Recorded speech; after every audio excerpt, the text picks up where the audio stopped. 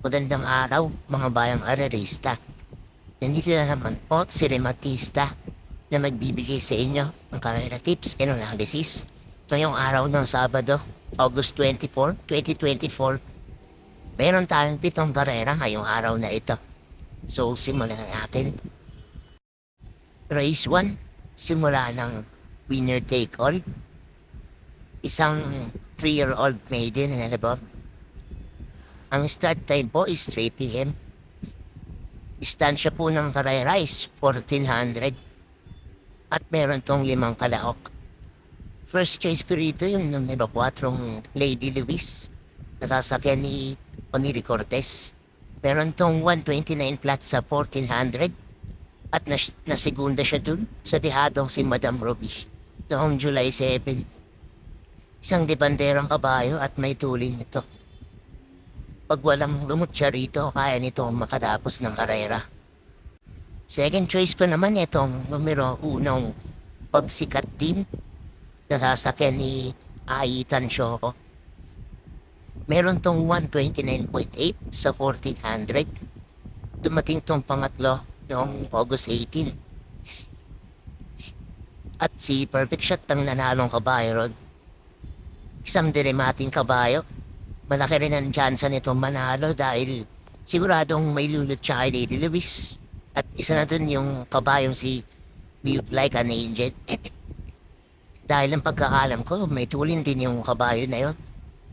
At pag nalutsan yun si Lady Luis, itong bagsikat din, makikinabang sa race na to. So first choice ko, numero 4 Lady Luis. Second choice, numero 1 bagsikat din.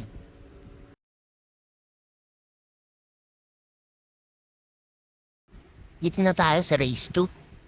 Simula ng Pick 6 event. Isang class 5 placer at 1400 ang distansya. First chase ko rito yung numero 1 Blown Away na sasakyan ni BJ Bigalieta. Meron tong 130.4 sa 1400 at nasiguna to dun kay Double Strike noong August 17. Isang disunod na kabayo. Tingin ko agapay lang to dito. Dahil ang babandera dito yung kabayong si Chase the Good. Second choice ko na rin yung numero 4 Chase the Good. Isang banderang kabayo at tingin ko wala namang itong matulin dito. Siya lang talabi. Kaya baka makabuo to. So first choice ko numero 1 Blown Away. Second choice numero 4 Chase the Gold.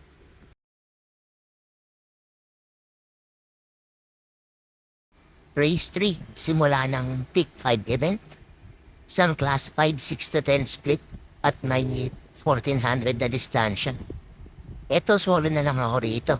Numero 1, Electrify na sakyan ni JF Parabilog. Meron tong 128.4 sa 1400. Dumating na pangatlo. Dun kay Aphrodite noong August 18. Bumabalik na yung buti ng kabayo na to. Kaso nag-change daki dahil nakaraan si JB Hernandez yung may sakay rito.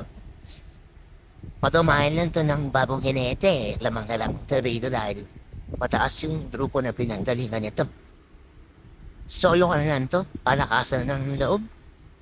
Numero 1, Electrify.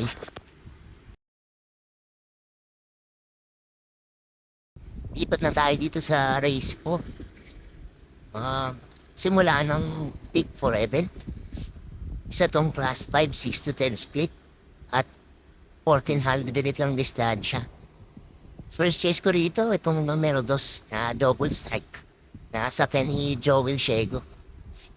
Meron tong 129.8 sa 1400 noong August 17 lang at siya yung nanalo dun.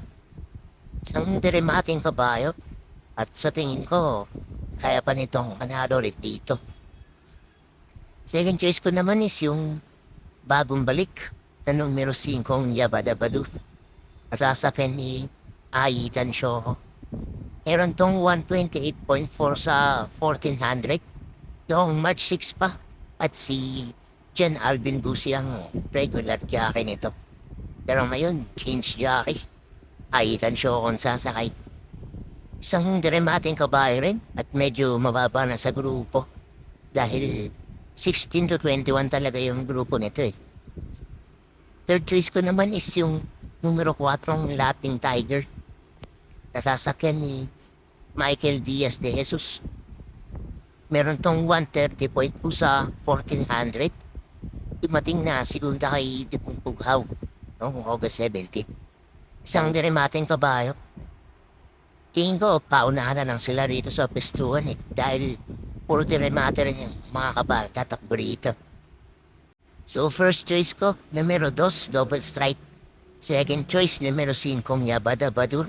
At third choice, numero 4, Laughing Tiger.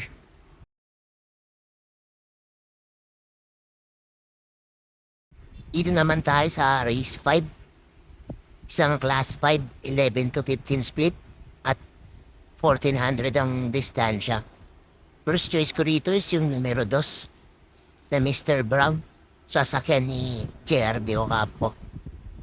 Meron tong 129.4. Dumating na pandema dun sa race na kung saan nanalo si Waray na Mayda pa. Isang dramating kabayo. Natabunan lang to ng nakaraan eh. Kaya hindi nakaremate nung maayos eh. Pero may pwesto lang to na maganda. Sasakto rin ang remate nito.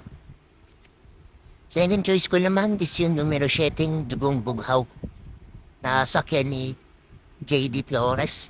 Meron tong 129 flat sa 1400 at nanalo to noong August 17. Pinandera na nung nakaraan. Wala nung pinauna talaga dahil masyado na siyang lamang sa grupo na yun.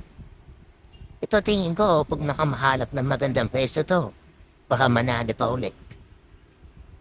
Third choice ko naman is yung numero 3 na Iceman na sa ni Pabs Caballero. Meron tong 130.6 sa 1400 at nanalo rin to noong August 14. Kinalo niya dun si Trader. Isang depanderang kabayo at may tulin si kabayo. Pag walang lumot siya, baka makaraos tong si Iceman. So first choice ko, numero 2, Mr. Brown. Second choice, numero 7, Dugong Bughaw. At third choice, numero 3, na Iceman.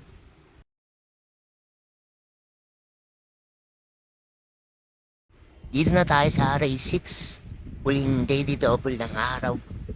Isang class 5, 6 to 10 split. At may 1400 distansya. First choice ko rito is yung numero 4 Shining Thunder. Nasasakyan ni Albert Serios.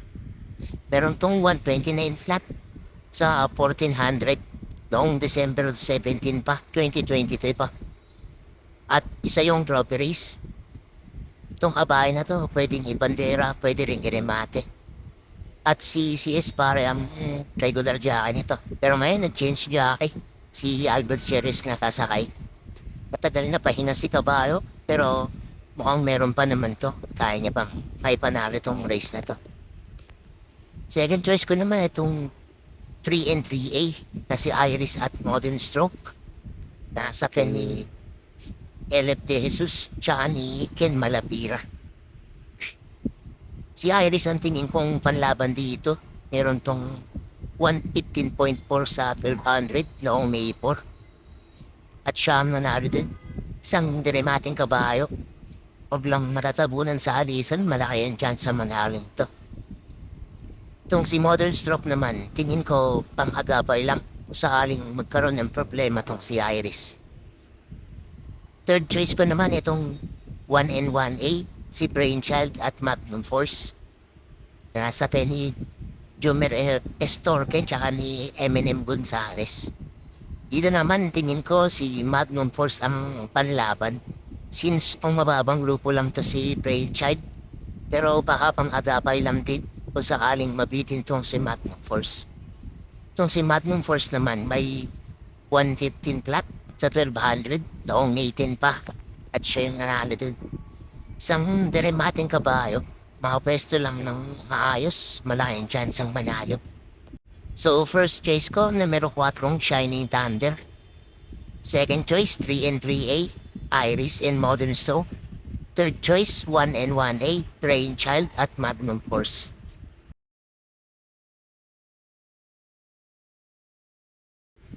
Dito na tayo sa race 7. Huling race ng araw at paratingan na ng winner take all.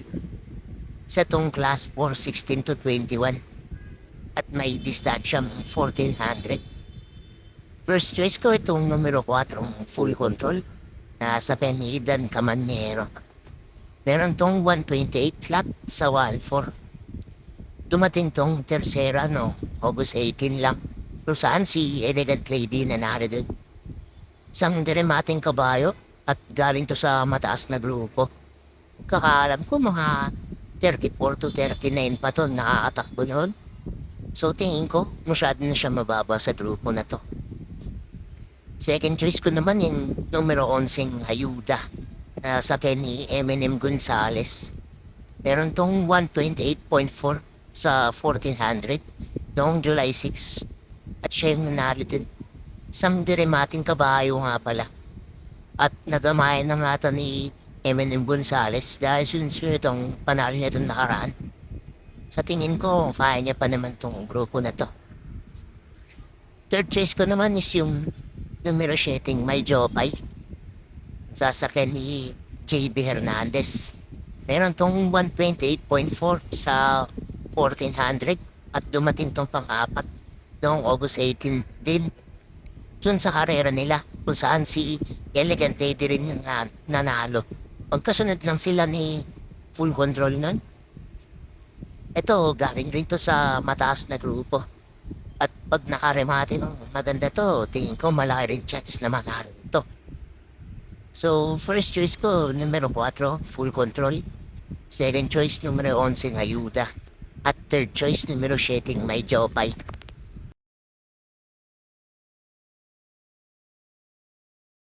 So, doon nagtatapos ang ating karera tips and analysis para sa araw na ito. Maraming salamat sa mga nanood at sana'y magsitama tayong lahat. God bless sa inyo mga bayang karerista. Don't forget to like, comment, and subscribe for more karera tips.